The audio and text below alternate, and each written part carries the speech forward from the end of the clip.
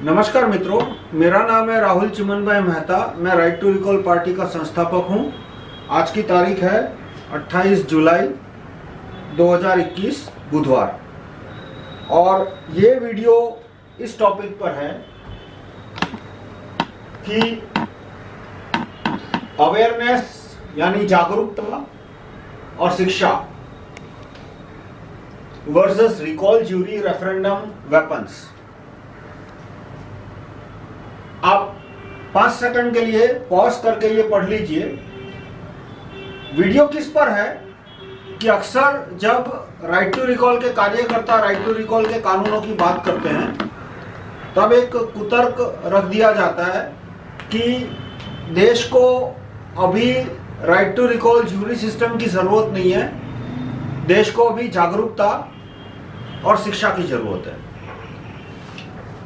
और देश को हथियारों की भी जरूरत नहीं है। मतलब भारत को भी, राष्ट्र को भी हथियारों की जरूरत नहीं है, नागरिक को भी हथियारों की जरूरत नहीं है, और नागरिक को और पावर देने की जरूरत नहीं है। क्योंकि right to recall jury system ये क्या है, ये जो कुतर्क है वो क्या कहता है कि right to recall jury system, referendum, ये सारी प्रक्रियाएं नागरिकों को शक्ति देती है, और इनका कहना है कि ये शिक्षा देने की जरूरत, ये पावर देने की जरूरत ही नहीं है। जरूरत है शिक्षा देने की, जागरूकता देने की, स्पिरिचुअल अपलिफ्टमेंट की, नेशनल कैरेक्टर की। ये सारे शब्द आएंगे अलग अलग कॉन्टेक्स्ट में, इसकी जरूरत है। तो उस बात का किस तरह से, इस कुतर्क का कैसे जवाब दिया जा सकता है, उसके बारे में। अब अक्सर क्या होता है कि ये कुतर्क करने वालों को जवाब में रुचि नहीं होती।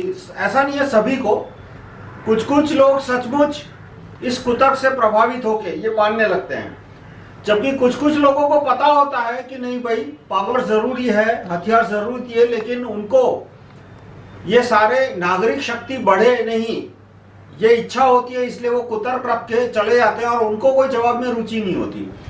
तो ये वीडियो उनके लिए है जिनको जवाब में रुचि हो। मतलब ये वीडियो एक्चुअली किसके लिए है? रिकॉलिस्ट जो कि पब्लिक में प्रचार करते हैं, पब्लिक में इस तरह के कुतर्क मिलते हैं और उन्हें इस कुतर्क का जवाब देने के लिए शब्द चाहिए, वाक्य चाहिए। तो ये कुतर्क है वो वास्तव में नागरिक को, राष्ट्र को कमजोर रखने के लिए आता है, और अलग अलग समय में अलग अलग लोगों ने इसको दिया था। तो एक कुछ स्पिरिचुअल लोग होते हैं, वो कहते हैं, उनका ये कुतर्क है कि भाई पूरे राष्ट्र, विश्व को अभी एक स्पिरिचुअल अवेकनिंग की जरूरत है। तो स्पिरिचुअल अवेकनिंग आ जाएगी तो उसके बाद राष्ट्र को भी हथियार की जरूरत नहीं पड़ेगी और व्यक्ति को भी हथियार की जरूरत नहीं पड़ेगी। कि जैसे अमेरिका ने इराक पे हमला किया क्योंकि इराक कमजोर था, अमेरिका को तेल लूटना था, तो भारत में भी ऐसा हो सकता है, ऑलरेडी हो चुका है, हो सकता है यानी जो लोग ये लॉकडाउन के पीछे का पूरा पॉलिटिक्स जानते हैं कि किस तरह से विदेशी कंपनियों के, विदेशी धनिकों के दबाव और शक्ति की वजह से भारत में लॉकडाउन लाया, वो तो जानते हैं कि भाई ऑलरेडी युद्ध शुरू हो चुका है और आधा युद्ध क्या 90% तो हम हार चुके हैं।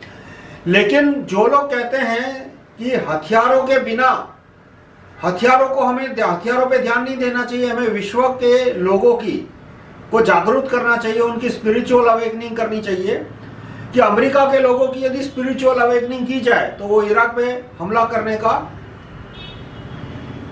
प्लान नहीं करते, लीबिया पे हमला नहीं करते। और मतलब जो व्यक्ति वास्तविकता से परिचित है वो तो ये कुतर्क से इतना उगता जाएगा कि जवाब भी नहीं दे पाएगा।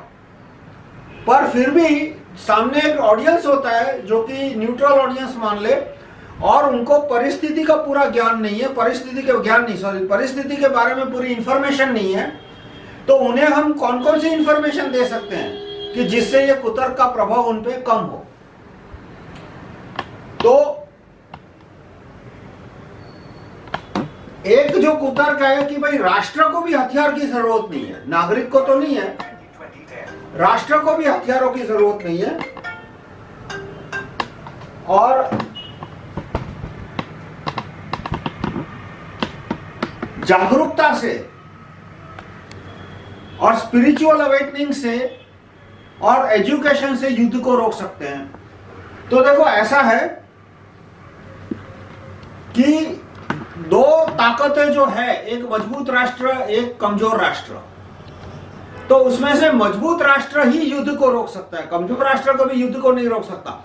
यानी इराक कितना भी जागरूक हो जाए, इराक में कितनी भी शिक्षा आ जाए, उससे युद्ध नहीं रुकने वाला। लीबिया कितना भी जागरूक हो जाए, लीबिया कितना भी शिक्षित हो जाए, उससे युद्ध नहीं रुकने वाला। पर कुतर्कियों का यह कहना है कि हम अमेरिका को इतने स्पिरिचुअल अवेकनिंग करेंगे, अमेरिका में के लोगों में इतनी जागरूकता लाएंगे, हम उनके लिए एग्जाम्पल बनेंगे। मतलब हंसी इतनी आती है उनकी बात पे, रोना भी आता है, हंसी भी आती है, पर उनकी बात फिर भी सुननी पड़ेगी और कम से कम थोड़ी समझनी पड़ेगी जवाब देने के लिए कि भारत है वो उनके लिए एक एग्जाम्पल बन सकता है अमेरिका के लिए, कि अमेरिका इस तरह से युद्ध करना छोड़ दे। तो जो मजबूत साइड है, स्ट्रॉन्गर साइड है, वही डिसाइड करेगा। और जब रेशियो, जैसे अमेरिका ने रूस पे हमला नहीं किया क्योंकि अमेरिका रूस से 3 गुना, 4 गुना, 5 गुना शक्तिशाली है, लेकिन 100 गुना शक्तिशाली नहीं है। जबकि अमेरिका इराक से 100 गुना ज्यादा शक्तिशाली था। जब रेशियो बहुत ज्यादा असंतुलित हो जाता है तभी युद्ध होता है। मान लो 1:2 है, 1:3 है, 1:4 है, तो भी युद्ध नहीं होगा, क्योंकि युद्ध करने के लिए बहुत ज्यादा शक्ति चाहिए, युद्ध से बचने के लिए, अपने डिफेंस के लिए कम शक्ति चाहिए, जबकि ऑफेंस के लिए बहुत ज्यादा इकोनॉमिक शक्ति भी चाहिए, मिलिट्री शक्ति भी चाहिए। क्योंकि अमेरिका को पूरी सेना इराक तक ले जानी पड़ेगी, लीबिया तक ले जानी पड़ेगी, तो खर्चा आएगा। उसके लिए एडमिनिस्ट्रेशन में एफिशिएंसी भी बहुत चाहिए, क्योंकि भाई बीच में बहुत ज्यादा करप्शन हुआ तो पैसा अमेरिका से इराक भेजा गया और चलो 50% गायब हो जाता है तो भी युद्ध लड़ा जा सकता है, लेकिन 90% गायब होना शुरू हो गया, 99% गायब होना शुरू हो गया तो भी युद्ध लड़ना संभव नहीं। इसलिए एडमिनिस्ट्रेशन भी काफी हद तक नॉन करप्ट होना चाहिए और मजबूत इकोनॉमिक स्ट्रेंथ होनी चाहिए कि तुम ट्रिलियंस ऑफ डॉलर खर्च कर सको।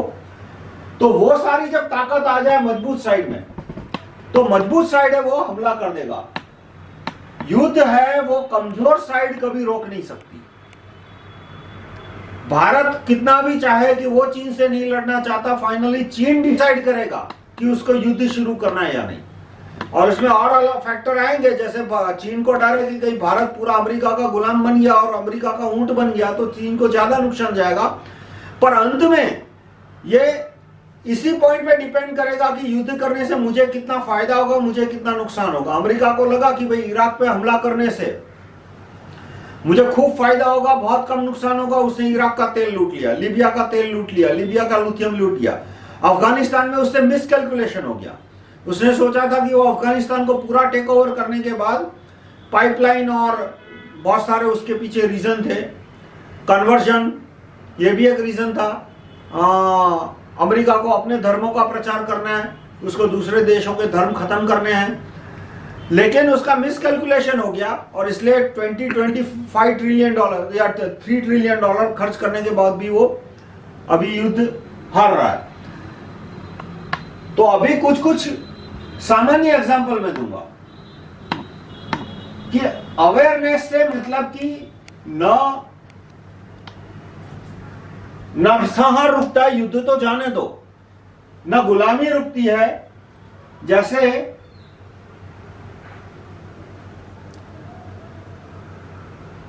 हाँ, फिर एक ये भी जवाब दे दूं कि कुतर्क करने वाले यहां तक जाते हैं कि यदि हम अमेरिका के लोगों में या पाकिस्तान के लोगों में या चीन के लोगों में इतनी जागरूकता ला दे तो वहां के लोग और वहां के सैनिक लड़ने से मना कर देंगे। कि मान लो अमेरिका का प्रेसिडेंट या अमेरिका के धनिक कहते हैं कि लड़ो, लेकिन वहां के लोग और वहां की सेना लड़ने से मना कर देगी। तो वो तब होता है कि जब बहुत ज्यादा मृत्यु का आंकड़ा पहुंच जाए। जैसे वियतनाम के युद्ध में, कब वियतनाम अमेरिका के लोगों ने युद्ध का थोड़ा विरोध किया, जब 50,000 अमेरिकी सैनिक मर गए और कुछ 4-5 लाख से ज्यादा घायल हुए, तब अमेरिका के लोगों ने विरोध किया कि नहीं भाई अब हमें लड़ने नहीं जाना, हमें लड़ने नहीं जाना। वो लोगों ने ड्राफ्टिंग का और स्टूडेंट्स ने जो यंग थे उन्होंने युद्ध का विरोध करना शुरू किया, क्योंकि सेना का ड्राफ्ट ऑर्डर उनको आता। पर जब तक युद्ध से फायदा हो रहा था, जैसे अमेरिका के लोगों ने इराक पे वॉर का युद्ध विरोध नहीं किया, क्योंकि उसमें जान हानि बहुत कम हुई थी और पैसा खूब मिला था। तो जो उस देश का गरीब से गरीब आदमी होता है उसे भी इस बात का अंदाज होता है कि भाई मेरे देश की सेना, अमेरिका की सेना यदि इराक को लूटती है तो उसमें उसका डायरेक्ट इनडायरेक्ट फायदा है। तो वो गोल गोल घुमा के बातें करेगा। जब आप किसी अमेरिका के आदमी से बात करोगे तो वो कभी भी ये बात नहीं करेगा कि इराक का तेल लूटना था। ये यही बात करेगा कि सदाम हुसैन बहुत बुरा आदमी था, डिक्टेटर था, हमें इराक में डेमोक्रेसी लानी है।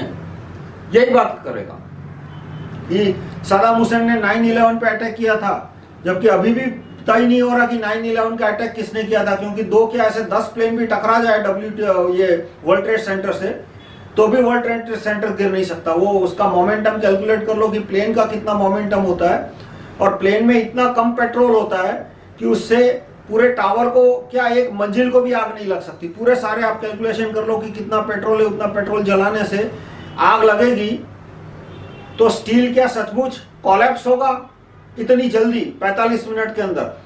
तो वो सब तय नहीं था, फिर भी उन्होंने बोल दिया कि सदाम हुसैन ने 9/11 का अटैक करवाया था इसलिए हमको इराक पर युद्ध करना जरूरी था। मतलब जो आम आदमी है देश का वो एक या दूसरी तरह से कुछ ना कुछ कुतर ढूंढ निकालता है युद्ध के समर्थन में, यदि उसकी युद्ध की ताकत है। और ताकत का संतुलन ही शांति लाता है। आज तक जागरूकता और शिक्षा है वो अंग्रेजों ने ये डाल दिए थे दुरात्मा, महादुरात्मा गांधी के द्वारा, मोतीलाल गाजी के द्वारा, जवाहरलाल गाजी के पिता, उनके द्वारा ये धीरे धीरे शब्द भारत के पॉलिटिकल डिस्कशन में उन्होंने लाए थे, ताकि शक्ति की बात को काटा जा सके। और 1947-1948 के बाद ये सारे जो प्रपोजल थे, जैसे राइट टू रिकॉल का प्रपोजल है वो 1925 में आया था। 1925 में महात्मा चंद्रशेखर आजाद ने कहा था कि हमें जिस भारत की गणराज्य की स्थापना करनी है उसमें वोट वापसी होगी, क्योंकि यदि वोट वापसी नहीं हुई तो चुनाव और डेमोक्रेसी एक मजाक बन जाएगा। तो किस तरह से ये राइट टू रिकॉल यानी कि पब्लिक को पावर देने की बात को रफा दफा किया जा सके, इसलिए ये अवेयरनेस और एजुकेशन का तर्क रख दिया। और इससे पहले भी रविंद्रनाथ टैगोर जो कि अंग्रेजों के एजेंट थे, अंग्रेजों के एजेंट रविंद्रनाथ टैगोर ने क्या कहा कि हमें टेरिटोरियल इंडिपेंडेंस पे ध्यान नहीं देना चाहिए, हमें एजुकेशन पे ध्यान देना चाहिए। टेरिटोरियल नेशनलिज्म, उन्होंने बोला कि मैं टेरिटोरियल मैं राष्ट्रवाद हूं लेकिन टेरिटोरियल नेशनलिज्म का विरोध करूंगा। मतलब कि भारत को, राष्ट्रवादी को एक अलग टेरिटरी नहीं मांगनी चाहिए। मतलब अंग्रेजों को भागने को नहीं, जाने को नहीं बोलना चाहिए, अंग्रेजों का कंट्रोल चालू रहे, लेकिन हमें भारत में एजुकेशन लाना चाहिए। तो ये एजुकेशन की बात भी अंग्रेजों ने रविंद्रनाथ टैगोर के द्वारा फ्रीडम मूवमेंट को कमजोर करने के लिए इसका उपयोग किया था, और आज भी इसका यही उपयोग हो रहा है।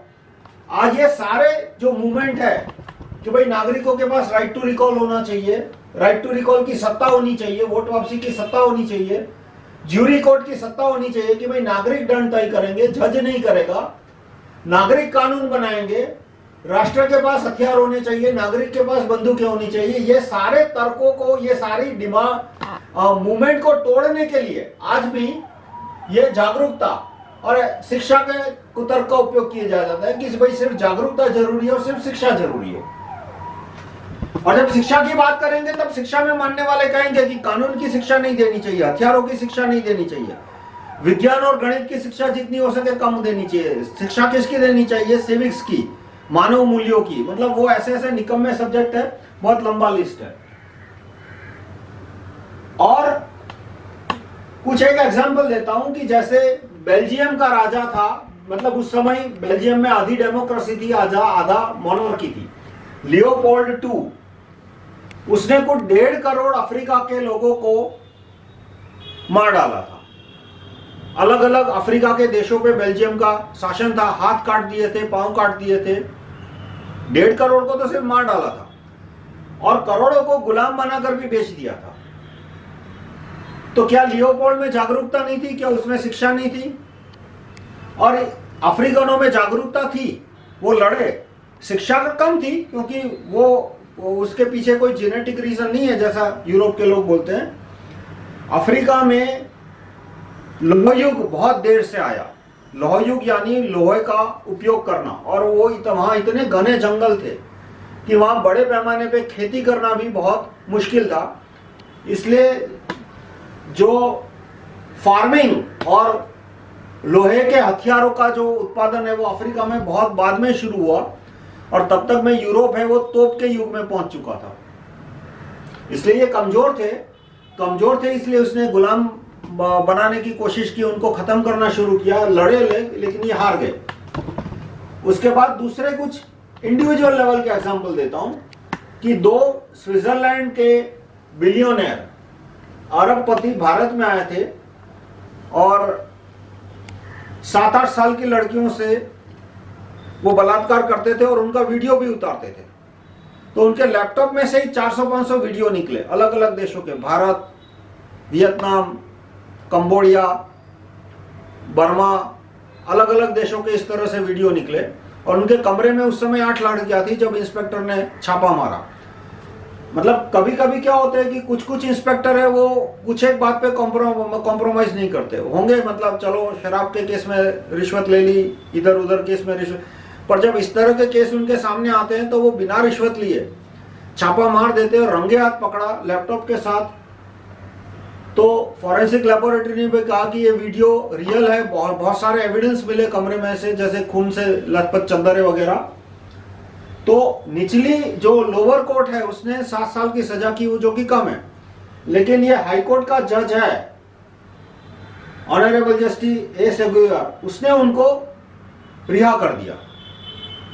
क्यों रिहा कर दिया? ये बिलियनर को, ये बिलियनर शब्द पे ध्यान देना, क्यों रिहा कर दिया तो शायद इसका जवाब इस शब्द से मिल जाएगा। तो क्या ये जस्टिस ए सेगुइयर में जागरूकता नहीं थी, एजुकेशन नहीं था? तो ये बहुत बकवास लोग होते हैं जो कहते हैं ना कि जागरूकता और एजुकेशन से प्रॉब्लम सॉल्व हो जाएगा। मैं उनको लिटरली 99% नहीं 100% झूठा बोलता हूं। फिर भी न्यूट्रल ऑडियंस जिनके पास इंफॉर्मेशन कम हो उनको झूठ देने का जवाब देना पड़ेगा उनको। तो मेरे ख्याल से इसमें जागरूकता थी और एजुकेशन भी था, लेकिन फिर भी उसने इस बिलियनर को रिहा कर दिया। उसके बाद केस गया सुप्रीम कोर्ट में, लोगों ने बोला कि भाई ये हाई कोर्ट के जज का ऑर्डर कैंसिल करो। तो उसने सिर्फ, जज खरे ने क्या किया, इनको बेल दे दिया ताकि वो भारत से भाग सके।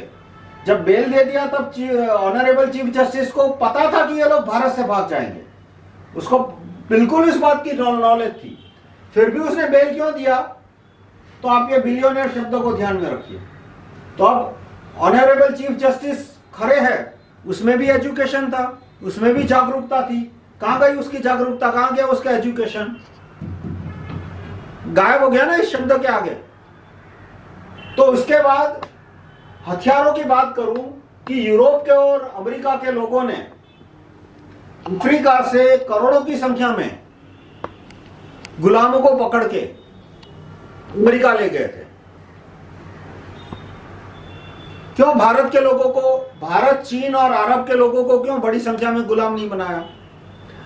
क्योंकि भारत और अरब और चाइना के लोग कमजोर थे, उनके पास हथियार इतने अच्छे नहीं थे, इसलिए वो अंग्रेजों का शासन नहीं रोक पाए। लेकिन फिर भी उनके पास तलवारें थी, लोहे की तलवारें, कुछ तोपें थी, भले इतनी अच्छी तोपें ना हो, तीर धनुष थे, तो इतने हथियार थे उनके पास। घोड़े, मतलब घोड़ा भी एक प्रकार से हथियार हो जाता है जब आप सेना में उपयोग करते हो, या हाथी है।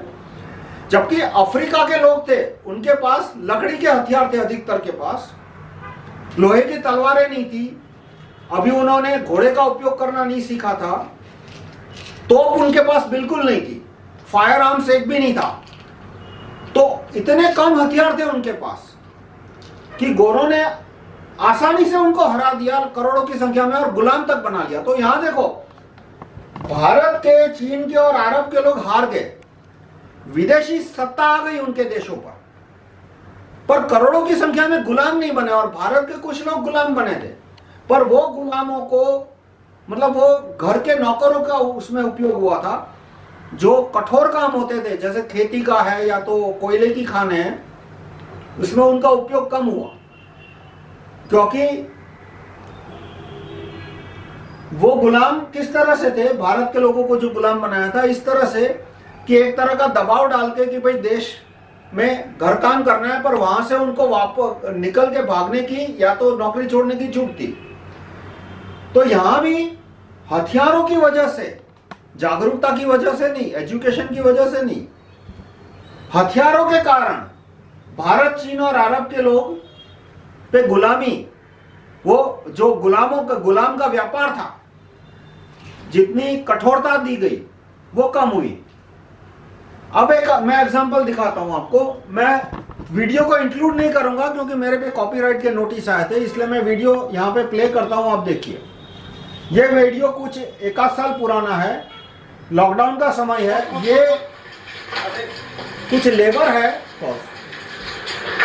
जो कि अपने घर जाना चाहते हैं और पुलिस वाला कहता है लॉकडाउन है, तुम्हारी हिम्मत कैसे हुई घर से बाहर निकलने की। देखो ये लोग हैं, वो सिर्फ अपने घर जाना चाहते हैं। अब देखो पुलिस वाले उनको लाठी मार के मजबूर कर रहे हैं कि भाई तू चलेगा नहीं, इसमें बहुत दर्द होता है। मैं कभी कभी करता हूं ऐसे एक्सरसाइज। आप 10 मिनट तक इस तरह से चल के देखना, 5 मिनट तक चल के देखना, और यदि थैला ना हो तो भी, और थैला रख के 2-5 किलो का थैला भी रख के 1 मीटर, मतलब 1 मीटर नहीं 100 मीटर तक इस तरह से चल के दिखाना। पूरा वीडियो दिखाते हैं, तो आपको वीडियो दिखाते हैं।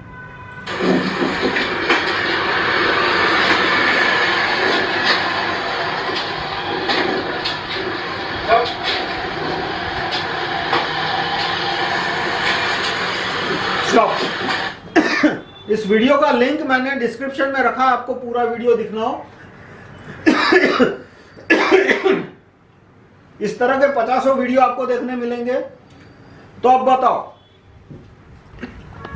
क्या ये पुलिस वाले में एजुकेशन नहीं है, क्या इसमें जागरूकता नहीं है? और यदि मैं ये जो पीड़ित व्यक्ति है इसमें मैं यदि जागरूकता और एजुकेशन के 2-4 इंजेक्शन दूं तो क्या इससे ये पुलिस वाला मारना बंद कर देगा उन पे? अब पुलिस को ऑर्डर किसने दिया था? कमिश्नर ने। क्या कमिश्नर में जागरूकता नहीं है? क्या उसमें एजुकेशन नहीं है? कमिश्नर को ऑर्डर किसने दिया था? चीफ मिनिस्टर में।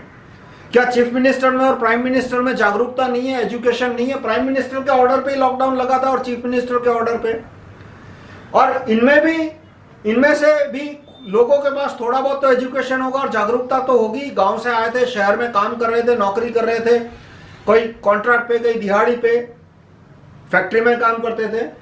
तो अब ये जो समस्या, आप मुझे अमेरिका का एक वीडियो दिखा दो जहां पे पुलिस इस तरह से सैकड़ों लोगों पे दमन कर रही हो। देखो, जो राइट टू रिकॉल के विरोधी है वो क्या करेंगे, अमेरिका में लाखों पुलिस वाले, उसमें से एक पुलिस वाले ने किसी की गर्दन दबा दी पांव से, बदले में उसको सजा भी हो गई वहां पे। इसको कोई सजा नहीं होने वाली, मार डालेगा। बहुत सारे, एक केस में तो कील, हाथ में कील ठोक दी थी, उसको कोई सजा नहीं हुई। 1 साल पहले एक यूपी के पुलिस वाले ने एक लॉकडाउन तोड़ने वाले के हाथ में कील ठोक दी थी, अभी तक उसको कोई सजा नहीं हुई। तो इस तरह के अमेरिका में क्या है कि सबके पास हथियार है, इसलिए वहां जो पुलिस वाला होता है वो बहुत टेंस होता है कि कहीं सामने वाले के पास हथियार तो नहीं है ना। और टेंस की वजह से उनमें एग्रेशन भी ज्यादा होता है। और फिर भी जिस पुलिस वाले ने अपने घुटनों के द्वारा एक निहत्थे आदमी का गला दबाया, उसको सजा भी हो गई, 20 साल की सजा हो गई। उसके परिवार वालों को मुआवजा भी दिया पुलिस डिपार्टमेंट ने माफी भी मांगी। पर वो एक आइसोलेटेड केस में क्यों बोलता हूं कि लाखों पुलिस में से साल में मुश्किल से ऐसे 2-3 केस होते हैं जिसमें पुलिस वाला एक निहत्थे आदमी पे, ऐसे पूरे अमेरिका में 5-10 केस होते होंगे, 2-3 होते होंगे मुश्किल से साल में, कि जिसमें पुलिस वाला बिल्कुल निहत्थे आदमी को इस तरह से मारता है। ऐसा जो मैंने अभी आपको वीडियो दिखाया कि जिसमें पुलिस वाले इस तरह से सैकड़ों लोगों पे अत्याचार कर रहे हो, वैसे मुझे अमेरिका का एक वीडियो ला दो। क्यों ऐसे वीडियो नहीं मिलेंगे आपको अमेरिका में? क्योंकि आप YouTube पे देखना कि पुलिस वालों ने लेबर को कितना मारा है, आपको ढेर सारे वीडियो मिल जाएंगे। तो और कहीं कहीं पे उनसे पैसे भी छीन लिए थे, वो जो लेबर पैदल जा रहे थे उनके पैसे भी छीन लिए। खैर, अब उसका कारण क्या है? क्यों अमेरिका में इस तरह के अत्याचार कम है या न के बराबर है? क्योंकि वहां राइट टू रिकॉल है, ज्यूरी सिस्टम है, right to recall police commissioner है और नागरिकों के पास हथियार है। तो 100 पुलिस वालों को कहा जाए कि ये 10,000 नागरिक है, टूट पड़ो उन पे, तो वो 100 पुलिस वाले डरेंगे कि भाई ये 10,000 वाले घर गए और हथियार लेके आ गए तो क्या होगा। और इसीलिए वहां पे लॉकडाउन लगाने के लिए गवर्नरों को, गवर्नमेंट को, लोगों को इतने पैसे देने पड़े, घर बैठो भाई पैसे देते हैं तुमको, इतने पैसे देने पड़े कि 40% आबादी की इनकम 2019 से ज्यादा हो गई। ये मेरे एक वीडियो है N001 या N002, उसमें आपको देखने मिलेगा पूरा कि अमेरिका में लॉकडाउन क्यों कमजोर था और क्यों जल्दी खत्म हुआ।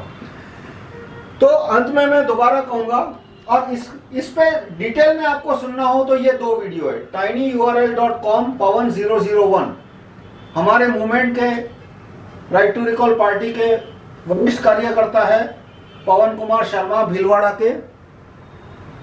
भीलवाड़ा से उन्होंने लोकसभा चुनाव लड़ा था, 13,000 वोट मिले थे उन्हें। उनके ये 2 वीडियो है, tinyurl.com पवन 001 पवन 002, ये आप देख लेना। इस टॉपिक को थोड़ा डिटेल में एक्सप्लेन करेंगे। तो मैं समराइज करूंगा कि हम भारत के नागरिकों को ज्यादा एडमिनिस्ट्रेटिव पावर देना चाहते हैं right to recall, jury, referendum कानून से। भारत में ज्यादा से ज्यादा हथियारों का उत्पादन हो, भारत की सेना को, राष्ट्र को ज्यादा से ज्यादा हथियार मिले, वो एक हमारी मूवमेंट है। और वेपनाइजेशन ऑफ कॉमन्स, हर हाथ में बंदूक। हम कानून लाना चाहते हैं कि जिस आदमी के घर में बंदूक नहीं होगी उसको सजा होगी, या तो घर में बंदूक रखो या तो जेल में रहो। ये कानून लाना चाहते हैं। तो इस कानून के विरुद्ध में कुछ एक पेड मीडिया वाले और जो बिकाऊ सोशियोलॉजी प्रोफेसर, बिकाऊ पॉलिटिकल साइंस प्रोफेसर, वो किताबों में, अपनी पॉलिटिकल साइंस की टेक्स्ट बुक में और अपने पेड मीडिया के कॉलम में इस तरह का कुतर्क रखते हैं कि भारत के नागरिकों को वोट वापसी द्वारा पावर की जरूरत नहीं है, उन्हें अदालत में फैसला देने की जरूरत फैसला देने के पावर देने की जरूरत नहीं है। मतलब नागरिकों का सशक्तिकरण की कोई जरूरत नहीं है, न ही नागरिक को हथियार देने की जरूरत है। जागरूकता और शिक्षा से सारा प्रॉब्लम सॉल्व होगा। मतलब कि अभी जो पुलिस का अत्याचार देखा, वो जागरूकता का अभाव था, शिक्षा का अभाव था। तो जागरूकता देंगे और शिक्षा का अभाव देंगे तो वो पुलिस वाला मारना बंद कर देगा। ये उनका तर्क है और ये तर्क झूठा है। वो सिर्फ राइट टू रिकॉल और ज्यूरी कोर्ट और रेफरेंडम और वेपनाइजेशन फॉर ऑल को रोकना चाहते हैं इसलिए। और ये कुतर्क अंग्रेजों ने निकाला था 100 साल पहले, आज से उससे भी ज्यादा, कुछ 100-150 साल पहले।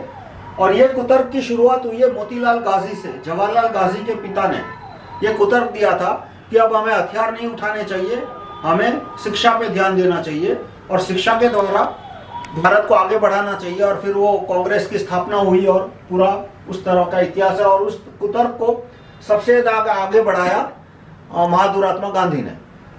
आज की तारीख में भी उनके ही जो वंशज है, या तो लॉजिकल ग्रैंडसन जिसे कह सकते हैं, जो पॉलिटिकल साइंस के प्रोफेसर, हिस्ट्री के प्रोफेसर वगैरह, और वो आपसे सारी इंफॉर्मेशन छिपाएंगे। वो जो अमेरिका के बारे में सारी इंफॉर्मेशन छिपाएंगे, अमेरिका में राइट टू रिकॉल गवर्नर, वो सब छिपाएंगे आपसे, कभी नहीं बोलेंगे। मैंने इतने एग्जाम्पल दिए, आपको 1000 एग्जाम्पल और मिलेंगे कि भारत में से क्यों करोड़ों की संख्या में लोगों को गुलाम बना के अमेरिका नहीं ले जा पाए। क्योंकि भारत के पास उस समय कमजोर, मतलब अंग्रेजों जितने मजबूत हथियार नहीं थे कि अपने शासन का, उनका शासन रोक सके। पर फिर भी लोहे की तलवार थी, लोहे ये तीर वगैरह, तीर धनुष थे, घुड़सवार थे, कुछ तोपें थी, भले थोड़ी इंफीरियर क्वालिटी को, बंदूकें भी थी, इंजीनियरिंग भी था कि हथियार और बना सके। इसलिए अंग्रेजों की हिम्मत नहीं हुई कि भारत के करोड़ों लोगों को गुलाम बना के वो अमेरिका में बेच सके, जितनी बदहाली अफ्रीका की हुई।